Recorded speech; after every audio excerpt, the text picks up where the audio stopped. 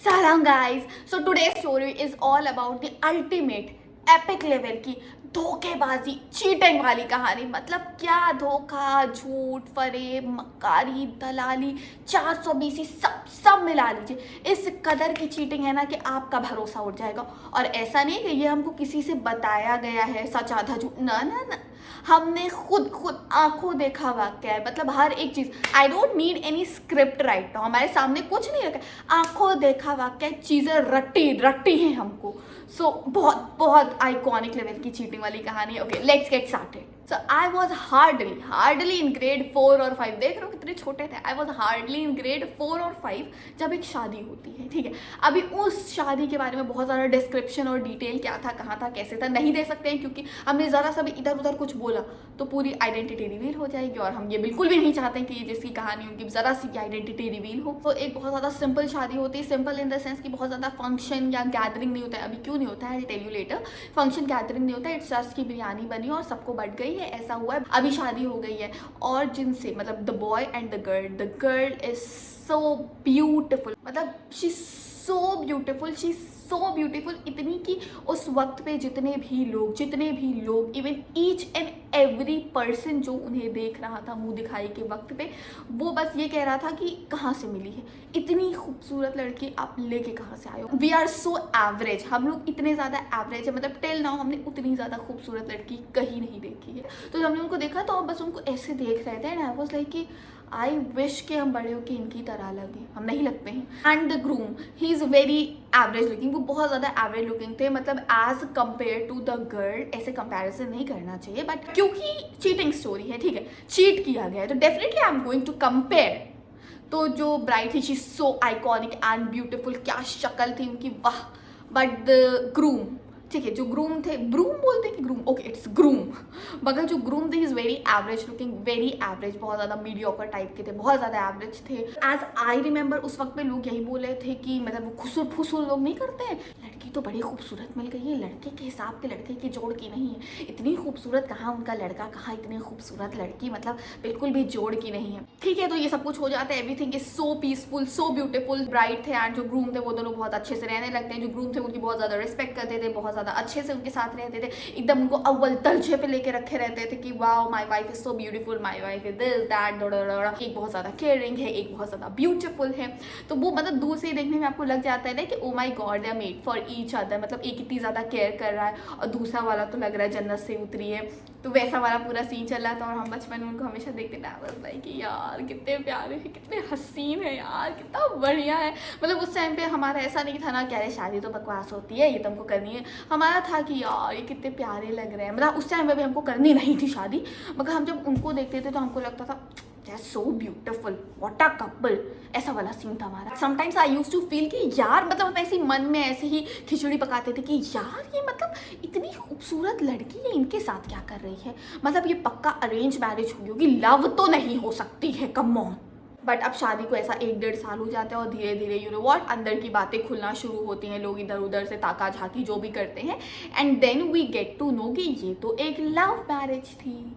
हाँ, उनकी love marriage हुई थी। अब लव मैरिज हुई कैसे थी, ठीक है। तो अब हम लोग सीधे ब्राइड एंड ग्रूम की लव स्टोरी पे आते हैं। अब ये लव स्टोरी होती है वो स्कूल वाली, ठीक है। स्कूल में हमारी से ब्राइड थे उस वक्त पे, हमारे जो ग्रूम थे वो एक ग्रोन अप मैन हो चुके थे, because I think there is a huge age difference. तो जो हमारी ब्राइड थी शी इज़ इन 11th और 10th जो भी था।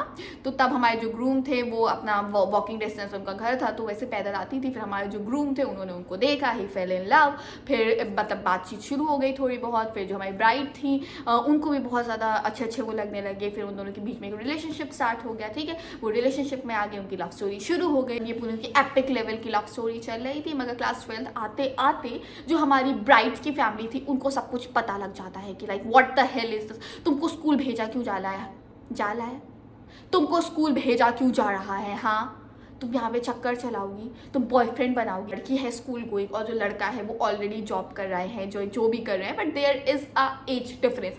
तो जो ब्राइड के घर वाले थे and they are little bit stereotypical और लिटिल बिट थोड़े से वो नैरो माइंडेड थे, तो बहुत ज़्यादा गुस्सा आ जाते हैं कि ये क्या ये तो नहीं होना चाहिए, हमारे घर की लड़की ऐसा करेगी, हमारे घर की लड़की ऐसा करेगी, नाक कटाएगी, हम तुमको घर से बाहर निकाल देंगे, चले जाओ उसी के साथ, भाग जाओ यहाँ से। मतलब ऐसा वाला थोड़ा सा ऐसा वाला सीन हो जाता है, एकदम ना एक्शन सीन हो जाता है। नहीं एक्शन नहीं, क्या सीन बोलते हैं, बहुत ज़्यादा सीरियस सीन हो जाता है। अब लड़की 12th में है तो इट मीन्स शी इज़ 17 और 18। अब उनके 12th में ये सारा किस्सा कहानी घर पे चिट्ठा खुल जाता है, तो घर वाले इतना ज़्यादा गुस्सा आ जाते हैं कि चीज़ें यहाँ तक पहुँच जाती हैं कि उनकी जो मम्मी थी वो उनको जीने से जीना जो होता है सीढ़ियाँ, उससे धक्का दे देती हैं और लड़की के इतनी चोट लग जाती है, इतनी चोट लगे लिटरली उनके पूरे मुंह पे माथा फूट जाता है, उनके बहुत ज़्यादा चोट लग जाती है। ठीक है, अब वो भागते भागते लड़के के घर पे आती हैं कि मेरे घर वालों ने तो मुझे निकाल दिया है घर से, तो अब हमारे पास तो कोई रहने की जगह नहीं है, अब तो शादी करनी पड़ेगी। ठीक है, अब लड़की के घर वालों को पता चल गया था, मगर अब लड़के के घर वालों को पता चलता है कि ठीक है उनके बेटे का ऐसा ऐसा चक्कर चल रहा है और जिस लड़की से चल रहा है उसे घर से बाहर निकाल दिया गया है, तो अब तो कुछ करना पड़ेगा। ठीक है, अब लड़के के घर वाले maybe they are supportive और दे आर गुड, और जो भी था वो कहते हैं कि ठीक है हम निकाह पढ़वा देंगे। हमारी ब्राइड है वो लड़के के घर पे है, लड़के के घर पे लड़का स्टैंड लेता है और जो हमारी ब्राइड है और जो हमारे ग्रूम है, मतलब लड़का लड़की के बीच में निकाह हो जाता है, उनका निकाह करा दिया जाता है और सब कुछ बहुत ज़्यादा सॉर्टेड हो जाता है, एकदम वेरी सिंपल वेरी ब्यूटीफुल, एक हैप्पी मैरिड लाइफ इन दोनों की स्टार्ट हो जाती है। सब कुछ ऐसे ही चल रहा है। ठीक है, जो लड़के के घर वाले उन्होंने लड़की को एक्सेप्ट कर लिया है, ये लोग अपना पूरा हैप्पी फैमिली की तरह रहने लगे। जो लड़की के घर वाले हैं दे आर एंग्री, वो गुस्से में है, वो नाराज है, बट स्टिल अब क्योंकि उनकी बेटी की शादी हो गई है तो ठीक है, मतलब मामला चल रहा है, ठीक है चलो हो गई, let it go. Time flies, जो हमारी ब्राइड है, जो हमारी लड़की है, उनको एक बेबी होता है, एक बेबी बॉय होता है उनको। अब चीज़ें बहुत और अच्छी चलें, ठीक, एक पूरी फैमिली कंप्लीट हो गई है, हस्बैंड वाइफ एंड उनका एक प्यारा सा बेबी, चीज़ें चल रही हैं। अब जो हमारा ग्रूम है वो अपना एक अलग का घर ले लेता है, फिर ब्राइड वहाँ पे शिफ्ट हो जाती है अपने बेबी बॉय के साथ, मतलब ये पूरी फैमिली ब्राइड ग्रूम एंड उनका बेबी वो पूरा अलग एक जगह पे शिफ्ट हो जाते हैं, वहाँ पे बहुत ज़्यादा हैप्पीली वो लोग रहने लगते हैं। पैसे की कोई टेंशन नहीं थी, किसी भी चीज़ की कोई टेंशन नहीं थी, बहुत ज़्यादा हैप्पी सब कुछ चल रहा था, मतलब पूरा एक न्यूक्लियर फैमिली है। और जैसा एक होता है ना ड्रीम लाइफ आपकी होती है, वैसा पैसे वैसे की कोई दिक्कत नहीं है, एकदम ड्रीम लाइफ आप जी रहे हो, एकदम बढ़िया मज़ा आ रही है, ये सब कुछ एकदम बढ़िया चल रहा है। But here is the twist. Now just imagine किसने किस पे चीट किया होगा। I am giving you 2 seconds, 1 2 अब आपको पता चला किसने किस पे चीट किया। Let me continue the story. कुछ लोगों की तीखी नज़रों में नज़र आता है कि जो हमारा ग्रूम है after so many years of marriage वो किसी और लड़की के साथ अक्सर देखा जाता है, मतलब गाड़ी पे ब्रूम ब्रूम, आगे दूल्हा पीछे कोई और लड़की, नॉट द ब्राइड, कोई और लड़की बैठी है और वो अक्सर नज़र आ रहे हैं। तो people use to ignore these things initially कि मे बी शी सिस्टर और कज़न और समवन और कुछ ऑफिस की होंगी, मतलब they are ignoring this thing, but things get serious जब एक रैंडम डे हम लोग को एक खबर मिलती है कि जो हमारे ग्रूम थे जिन्होंने एक बहुत ज़्यादा यंग लड़की को शादी करके निकाह करके अपने पास लाया था, उन्होंने दूसरा निकाह कर लिया है, उन्होंने दूसरा सेकेंड मैरिज, दूसरा निकाह कर लिया है विदाउट इन्फॉर्मिंग द ब्राइड, बगैर किसी को कुछ बताए। अब ग्रूम के घर वालों को भी कुछ नहीं पता है, लड़की को भी कुछ नहीं पता है, लड़की के घर वाले तो ऑलरेडी कटे हुए हैं और दूसरी शादी करी तो करी, वो जो दूसरी वाली बीवी थी, दूसरी वाली वाइफ थी, उसको सेम छत के नीचे लाके रख दिया कि ठीक है पहली वाली इज़ लाइक कि तुम इसके साथ रहो, ये मेरी दूसरी बीवी है और ये यहीं रहेगी। अब जो ब्राइड थी शी सो शॉक्ड कि उनको कुछ समझ नहीं आया, ठीक है, क्योंकि वो तो अपना घर बार छोड़ के आई थी ना, उन्हें कुछ समझ नहीं आया। And come on, after doing all these shit, the audacity of this man जो कि ब्लेम कर रहा था, ही is blaming his wife, his first wife, कि तुम्हारा किसी और के साथ चक्कर चल रहा था, तुम्हारा, मतलब he is blaming his, oh my god, his audacity. आप उस लड़की पे ब्लेम डाले हो जिसने अपना घर बार आपके लिए छोड़ा है, आप उस लड़की पे ब्लेम डाल रहे हो, मतलब अब वो लड़की कहीं की नहीं रही, अब वो लड़की अपने माँ बाप के घर भी नहीं जा सकती है, आपने उसको यहाँ ला के खड़ा कर दिया। ओके, तो हमारी जो ब्राइड है यहाँ पे वो बहुत गलत कदम उठा लेती हैं कि उन्होंने अपना घर छोड़ दिया। हाँ, वो उनके हस्बैंड का घर था, मगर एक वाइफ को उसके हस्बैंड के घर से कोई नहीं निकाल सकता है, है ना। मगर उन्होंने गुस्से में आके, शी सो डिस्टर्ब, गुस्से में आके उन्होंने अपने दोनों बच्चों को लिया, वहाँ से वो निकल गई विदाउट इन्फॉर्मिंग एनीवन। उन्होंने बस अपने बच्चे लिए वो चली गई अपने मम्मी पापा के घर, ठीक है। अभी देखो मम्मी पापा ऑलरेडी बहुत डिस्टर्ब थे, उन्होंने अपनी बच्ची से रिश्ते नाते छोड़ दिए थे क्योंकि एक लव मैरिज हुई थी। तो लड़की के घर वाले हैं they are not so rich, वो बहुत ज़्यादा अमीर नहीं है, मतलब दे आर मिडिल क्लास, और हम मान सकते हैं बिलो मिडिल क्लास। चलो ठीक है यार, मतलब अब आप उनकी सिचुएशन भी समझो कि वो अपनी बच्ची को तो चलो एक्सेप्ट कर लेंगे, मगर उस बच्ची के जो 2 और बच्चे हैं, अब बिग मिडिल क्लास हो, बिलो मिडिल क्लास होने के बाद उस बच्ची के जो 2 बच्चे हैं उन्हें भी पालना है। आप 1 महीने पालोगे, आप 2 महीने पालोगे, मगर जो बच्चे हैं वो बहुत अच्छे स्कूल में पढ़ रहे हैं, एक अच्छे स्कूल में पढ़ रहे हैं, तो एक अच्छे अमाउंट की उनकी फीस जाती है, प्लस उनका हेल्थ, उनका एजुकेशन, उनका ट्यूशन फीस, ये सब कुछ वो कहाँ से अफोर्ड करेंगे, वो नहीं अफोर्ड कर पा रहे थे।